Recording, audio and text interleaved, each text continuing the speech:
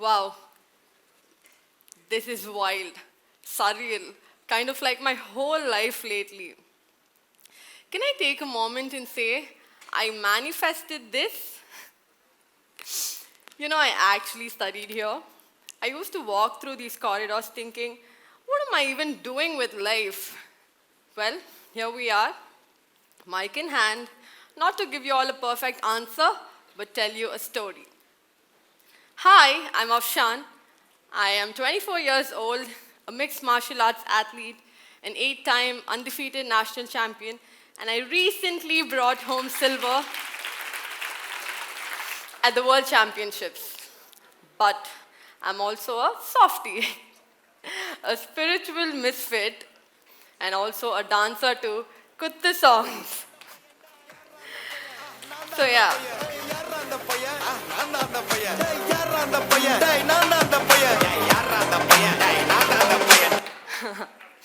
That's right. But let me tell you this upfront. I didn't choose fighting. Fighting chose me. I started this when I was 19 years old, and I was raised in a traditional Muslim family, right? Where the path is very simple and familiar. Study, settle, stay safe.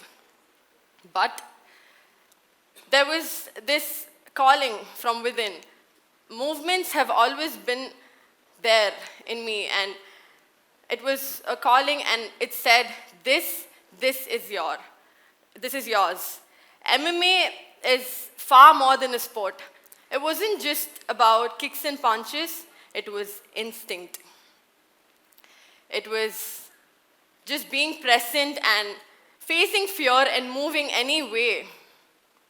So yeah, I stumbled into MMA. I Googled it like, wait, what is this madness? And the universe went, welcome home. So that's how it started. When I went inside the cage, I remember it felt like I walked inside the ring like a girl being possessed. Like something ancient in me was finally waking up. And when they closed the cage on my first fight, I changed. I became someone I didn't even know I had the right to be. Free. No, I wasn't fearless, but I never stopped backing down. This is all how it started. So yeah, all I wanted to say was, it's not like I was set out to become a champion, but I think I stumbled into MMA that felt real, and I didn't look back. But my fights, I think my biggest fights weren't in the cage. It was at home. That literally used to be a war inside the house before I could step in the cage. My parents, I didn't know how to explain something of MMA to them, but with their own fears and questions, they showed up in their own way. My dad helps me pack. My mom sends me off with beef rolls and prayers. She's sitting there, thank you.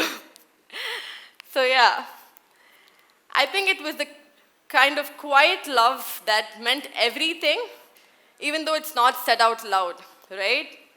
So yeah, I fought in places no one saw, in shadows where even saying no was rebellion, being loud was disrespect, being strong was threatening.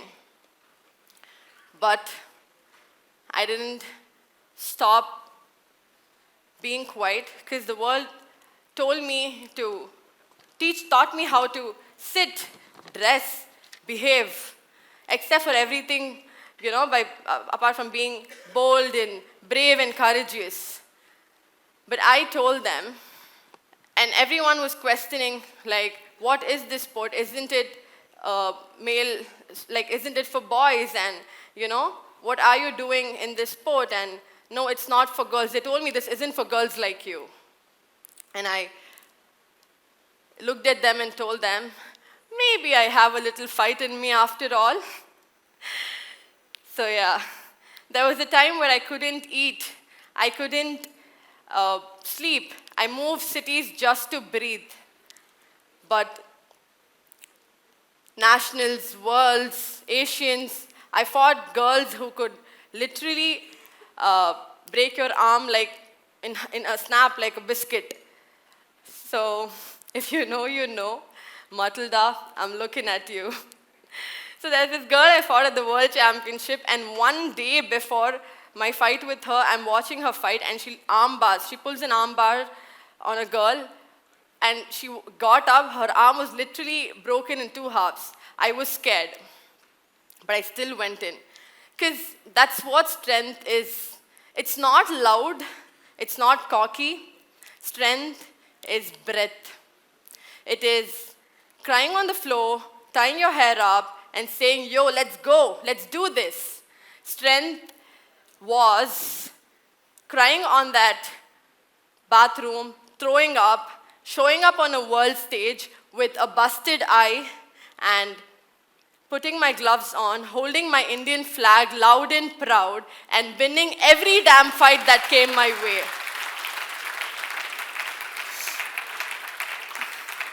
Strength was crying backstage on your period, knowing your body is still breaking, but your spirit is still holding. Strength was quiet. Sometimes it's in my prayers. So yeah, now I just want to tell that it wasn't just one fight, but it was something that I saw that shattered me. When people ask me, what is your morning routine like, Afshan? Like, do you drink smoothies? Do you journal? Do you meditate?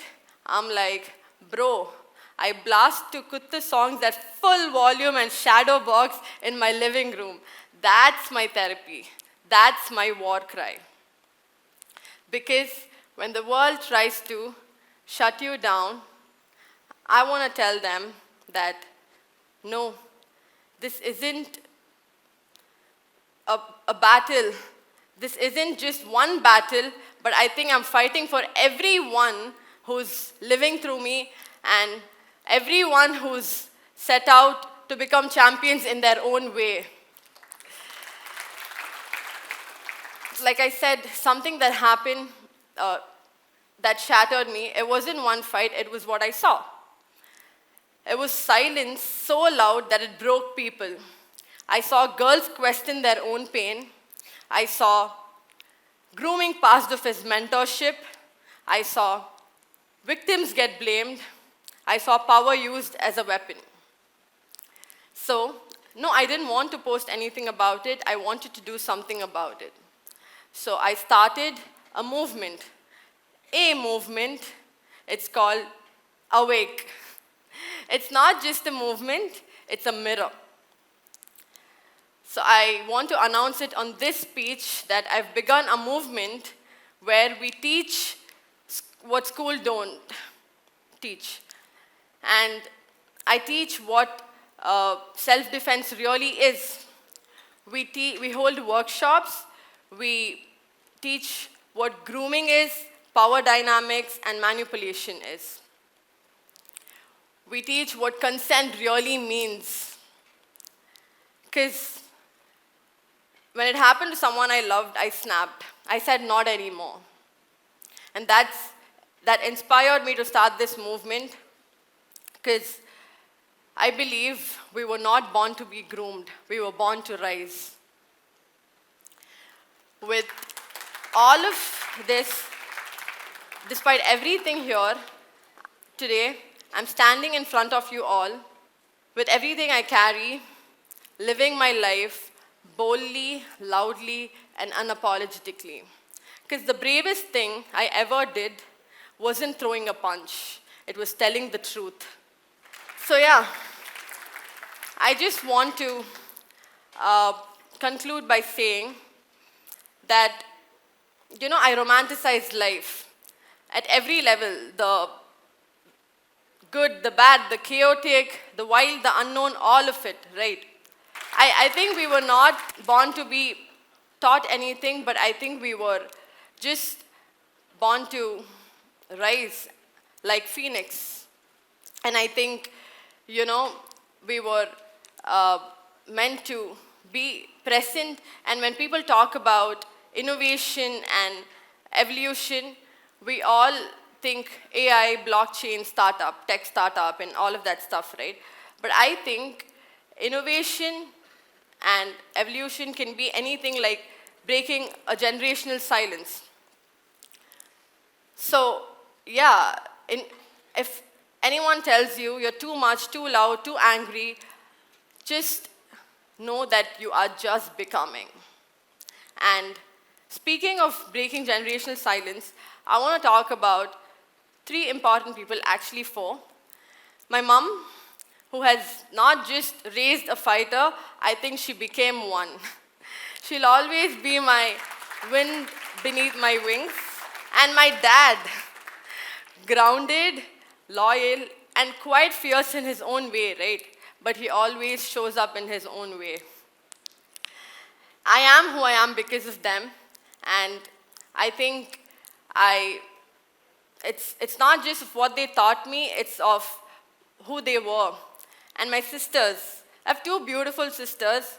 Watching them grow up without shrinking and being more self-aware now and fearless is something, it's a kind of victory that no medals will ever give me, right?